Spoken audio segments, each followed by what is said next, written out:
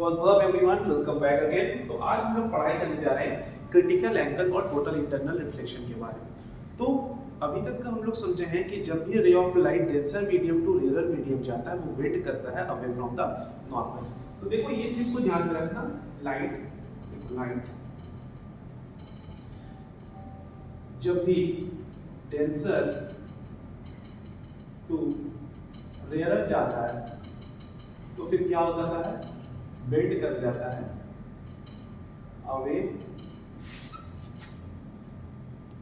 From the normal. ये चीज हम लोग को पता है, ठीक है। अब मान लो यहाँ पे एक सरफेस है, ठीक है, ये सरफेस नीचे डेंसर मीडियम और ऊपर है रेयर मीडियम। एक रे ऑफ लाइट को हम ऐसे लेके आए, ठीक है। तो यहाँ पे बनेगा नॉर्मल, यहाँ पे नॉर्मल बना। देखो डेंसर टू रेयर जा रहा है, डेंसर टू रेयर जा रहा है तो बेंड कर जाएगा। स्ट्रेट ऐसे निकल जाना चाहिए था, लेकिन ऐसे नहीं जाके ये बेंड कर जाएगा थोड़ा आगे। तो ये ऐसे हो गया, ऐसे निकल गया, ठीक है। अब मान लो एंगल ऑफ इंसिडेंस ये हो गया, ये हो गया एंगल ऑफ इंसिडेंस, ये हो गया एंगल ऑफ रिफ्रैक्शन, ठीक है।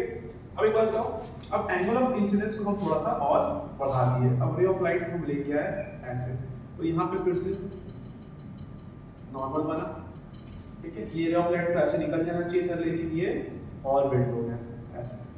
अब देखो एंगल ऑफ इंसिडेंस थोड़ा बढ़ गया, एंगल ऑफ रिफ्रैक्शन भी थोड़ा बढ़ गया। अब एक पॉइंट ऐसा आया, हम जब एंगल ऑफ इंसिडेंस को और बढ़ाए, यहाँ पे एंगल ऑफ इंसिडेंस को जब हम और बढ़ाए तो यहाँ पे नॉर्मल बना फिर से। और अब यहाँ पे ये रे ऑफ लाइट ऐसे निकल जाना चाहिए था, लेकिन अब ये इसके ऊपर ही आ गया ऐसे, इसके ऊपर ही आ गया ऐसे। इसको हम लोग बोलते हैं ग्रेजिंग इमर्जेंस। इसको हम लोग जानते हैं ग्रेजिंग इमर्जेंस के नाम से, ठीक है। तो ऐसे आया, ऐसे चला गया। तो यहाँ पे एंगल ऑफ इंसिडेंस ये हुआ, और देखो एंगल ऑफ रिफ्रैक्शन 90 डिग्री हुआ।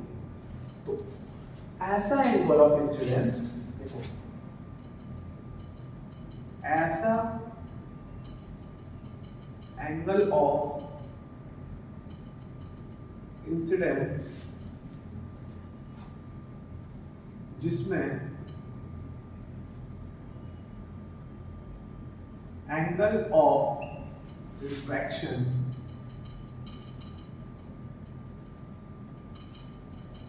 90 डिग्री हो,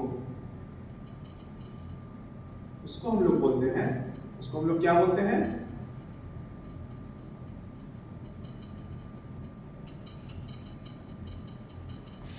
क्रिटिकल एंगल। क्लियर हो गया क्रिटिकल एंगल। हम एक पॉइंट पे एंगल ऑफ इंसिडेंस कम किए, एंगल ऑफ रिफ्लेक्शन भी कम, थोड़ा बढ़ाए, थोड़ा और बेंड किया। अब एक पॉइंट आया जब बढ़ा रहे हैं तो जो रिफ्रैक्टेड रे है वो एकदम सरफेस के ऊपर ही पास कर रहा है। तो देखो ठीक से क्या नॉर्मल और रिफ्रैक्टेड रे का बीच में एंगल 90 डिग्री हो गया। तो ऐसा एंगल ऑफ इंसिडेंस जहां पे एंगल ऑफ रिफ्रैक्शन 90 डिग्री हो जाए उसको हम लोग बोलते हैं क्रिटिकल एंगल। सबको को क्लियर हो गया होगा क्रिटिकल एंगल। चलिए अब देखो एक सम लेते हैं हम लोग यहाँ पे और भी क्लियर करने के लिए। अब तुम लोग बहुत बच्चा बोल रहे हो भैया अगर हम इंसिडेंस और बढ़ा दिए तो फिर क्या होगा, तो फिर टोटल इंटरनल रिफ्लेक्शन होगा। हम लोग उसके बताएंगे इस बारे में, ठीक है। पीआईआर के बारे में जाते हैं, टोटल इंटरनल रिफ्लेक्शन। तो अभी नहीं समझते, पहले क्रिटिकल एंगल को क्लियर करते हैं, ठीक है। समझ आ गया क्रिटिकल एंगल। अब देखो फॉर्मूला इसका क्या होता है, इसका फॉर्मूला होता है sin c is equals to 1 by refractive index। sin c is equals to 1 by refractive index of denser medium with respect to rarer medium, denser medium with respect to rarer medium। मान लो glass का हमको refractive index दे दिया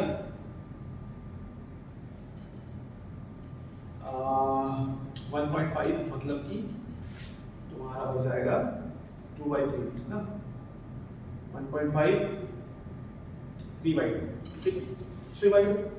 अब देखो यहाँ पे तुम लोग अगर इसका क्रिटिकल एंगल देखो तो क्या होता है formula, sin c is equals to 1 by refractive instead of denser medium with respect to air। तो denser medium कितना हो गया 3/2, तो ये हो जाएगा sin c is equals to 2/, तो यहां से क्रिटिकल एंगल का वैल्यू हो जाएगा sin इनवर्स 2/3, सो शायद से 42 डिग्री के आसपास आएगा, 42 डिग्री के आसपास आएगा। ठीक है, अब हम एक काम करते हैं, अब हम यहाँ पे लेते हैं वाटर ले लीजिए। वाटर का रिफ्रैक्टिव इंडेक्स तुम्हारा हो जाता है 4/3, same formula sin c is equals to 1 by refractive index of water with respect to air।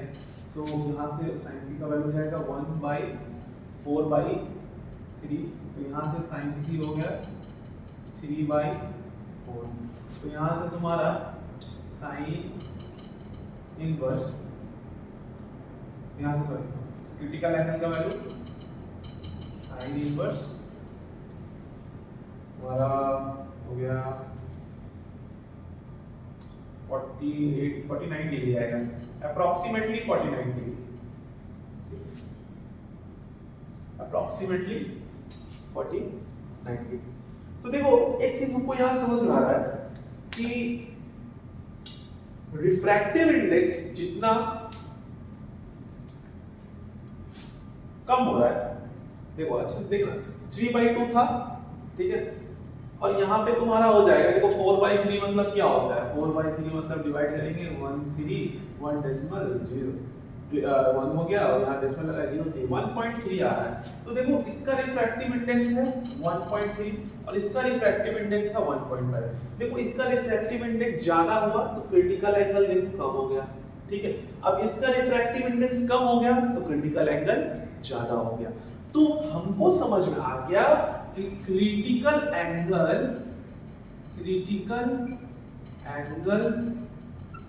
जितना ज्यादा होगा, क्रिटिकल एंगल जितना ज्यादा होगा तो रिफ्रैक्टिव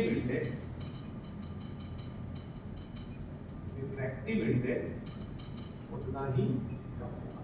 ठीक है, ये उत्तर। तो अब समझते हैं what are the factors which affect critical angle.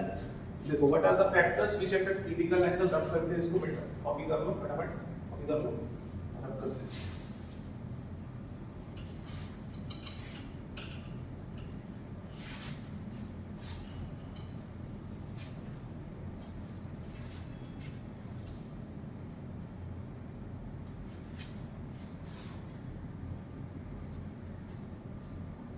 Next video में देखो इसको, वरना वीडियो बहुत ज्यादा बड़ा हो जाएगा। Factors affecting critical angle.